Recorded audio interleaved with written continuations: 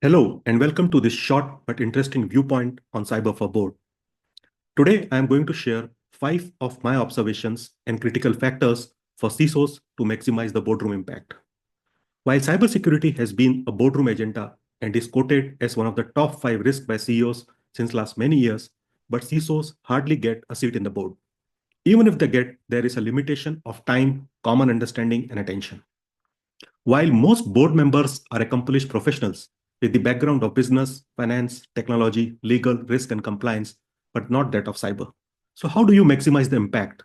Make the boardroom and members understand the business risk and use this opportunity to get resources and budgets. So, I want to emphasize 5 critical factors that one should do to maximize the impact. First, as we know that the constituents of board varies and there are people from financial, technical, business, regulatory, risk, compliance or audit backgrounds.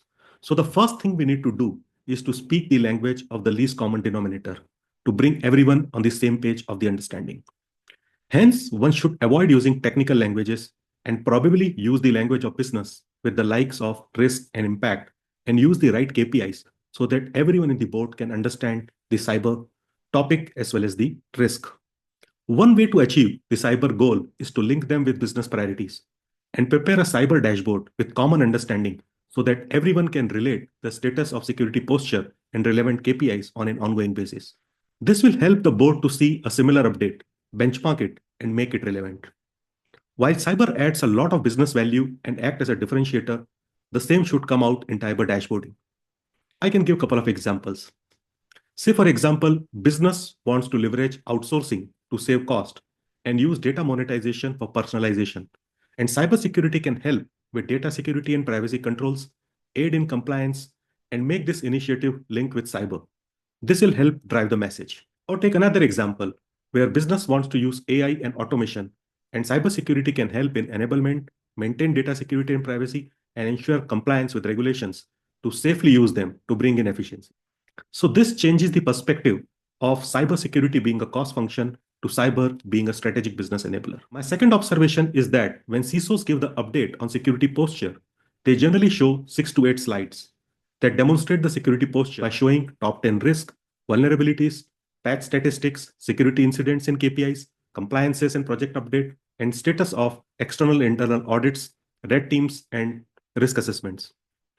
Unless an incident has happened, mostly CISOs tend to demonstrate improvement in metrics to show a good security posture.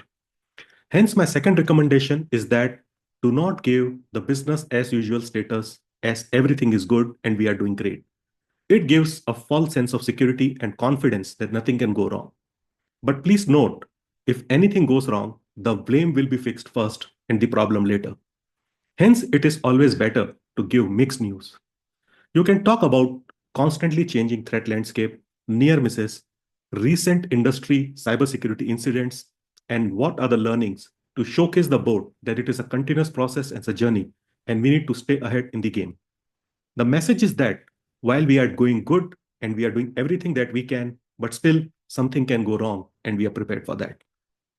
My third observation is that we tend to speak a lot about preventive controls and regulatory compliance and spend money on them. Over 70% of the investment goes into preventive controls and managing operational run rate like patching. Hardly 20 to 25% goes into security monitoring, detection, and validation, and a mere 5 to 10% in response preparedness. Incident response is extremely important, but most firms end up just doing 4 things. First, prepare an incident response process and a plan.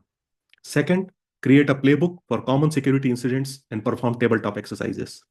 Third, sign up for a retainer agreement. And fourth, enroll for cyber insurance. But incident management is much more than that. It sets up technologies of immutable backup, zero loss databases, setting up isolated recovery environments, doing ransomware simulations and stress testing, setting up a small forensics lab, and also focusing on holistic response from technical to regulatory, communication to media, to the board, as well as to business partners. Hence, my third recommendation is to invest in cyber resilience and improvement in response capabilities.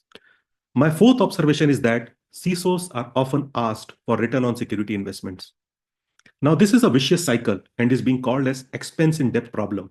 Means that Security investments start to deliver marginal return once threats and technology landscape change. But over time, the attack surface increases with digitization and use of new technologies bring new threats. Hence, my fourth recommendation is that when you plan for an annual cyber maturity assessments, you can club it with two things. One is cyber risk quantification, and second is technology spend optimization. This will give you three benefits. First, you will get maturity scores and benchmarking scores to drive investments in weaker areas. Second, you will be able to quantify the investments in line with risk to justify the spend. And lastly, you will be able to consolidate some redundant tools and controls and optimize capabilities and use of resources. Fifth, and my last submission is that we have myriads of security tools. We should spend some money, time, and resources in optimizing the existing cybersecurity tools. The cybersecurity tools, be it EDR, WAF, SIM, DLP, etc., are not plug and play, and they are as good as we put rules, define use cases, generate automation, and configure them. They constantly need to be updated to make effective, and it's a continuous process. Along with the people behind them who are running these tools need to be groomed.